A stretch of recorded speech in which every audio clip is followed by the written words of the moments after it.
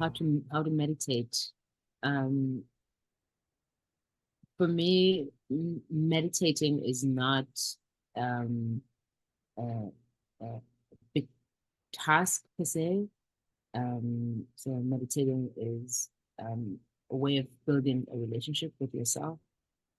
So the way that I use meditation is by first acknowledging that sometimes what the meditation or the sitting is in meditation is just that moment of being alone in silence by yourself, regardless of what is happening in the mind or in the body. I think a lot of people think that meditation is sitting down and trying to quiet your mind and stop thinking. But sometimes meditation can be just simply taking that 5 minutes to be by yourself and just being with your breath or being with whatever experience you're having in that moment.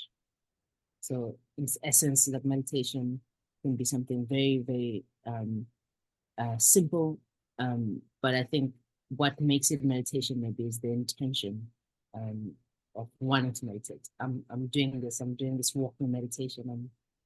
The intention is to meditate while I walk, or the intention is to sit down and be aware of my breath. So, and then you can label it a meditation, I guess. But I think simply it's just the relationship that you cultivate with yourself, and um, just that taking time to just pay attention to what's happening in and around you. What's happening with the breath, what's happening with the body, what's happening with the mind. Just aware, being aware and being present with what is happening in this moment. And for me, that's the clearest definition of meditation. And sometimes I can sit for 20 minutes, something I can sit for an hour, and sometimes it only takes 5 minutes. I only have 5 minutes. But just to sit down and give myself that moment of quiet being with myself and being aware with what's happening for me in that moment, even if it's 2 minutes or doesn't matter. So it's not a sport. It's not you don't become a mindfulness athlete or a meditation athlete at the end. It's just something that's personal and a practice that is cultivated, but mostly private and personal. Yeah, that's for me. It's what meditation is.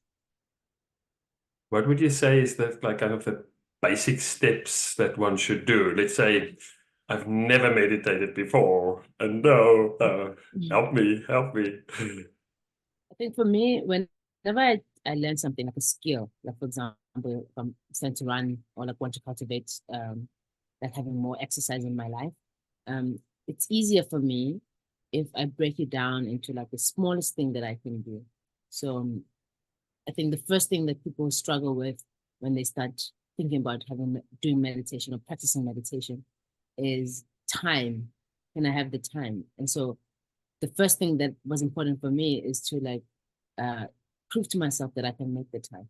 And so I started with the smallest amount of time that is available to me, which is like 2 minutes. Do I have 2 minutes? Yes, I have 2 minutes. And so I would try and show up for 2 minutes in each day, over and over and over and over and over again. I would say, this is my meditation, regardless of how badly I was meditating. But the first thing was that I can give myself 2 minutes, and to like prove to myself that I can always give myself 2 minutes, and that 2 minutes belong to me. And then the next step is to find a practice, find a way of learning the methodology. It's very hard because there's so much stuff online. A lot of it is very useful, and some of it is questionable. So it's like finding the right teachers to like be able to practice and be guided with your meditation. So if you find mindfulness meditations by Mark Williams, for example, on YouTube, where he teaches you the 5 minutes or 3 minute breathing space, and just cultivating the skill of meditation, learning from someone who is trained in guiding meditation. But often the simplest thing is always the best one. So just being aware of your breath. So the next step is learning to be aware of your breath. So you have that 2 minutes now, and you've proven to yourself that you can set aside time for yourself. And then the next thing is, can I be aware of my breath? Which is the most simplest thing. And then it's like you grow. Then from there, you start growing your practice of meditation, growing the amount of time when you spend in meditation to 5 minutes, into 10 minutes. And then you start cultivating more of a skill through learning from teachers, from good teachers, and learning what is feels safe for you. It's always an invitation. And yeah, and then you start growing your practice and the amount of time you devote to your practice in that way. So like the simplest thing that you can start with is often the best thing, to cultivate practice meditation. Thank you. I love the two-step, just time, focus on your breath. But what I do, and I find, I was on a mind trip. I was like kind of caught in thoughts, or like some kind of emotion took over my awareness, and I'm not on my breath anymore. What do I do with that? I mean, there's different types of meditation and there's different schools of meditation. But the school of John Kabat-Zinn of mindfulness meditation, one of the biggest elements of that form of meditation is the element of compassion, the idea of compassion. So being kind to yourself, just realizing that actually in the end, there is no one who's perfect who can sit in meditation and not think. That's not the point. The point is that you build that relationship with yourself and just know what your mind does. So when you're aware that your mind does all this thinking, that's a very good thing, because then you've got awareness to it. Otherwise, you'd just be going on thinking and the mind is going wild by itself.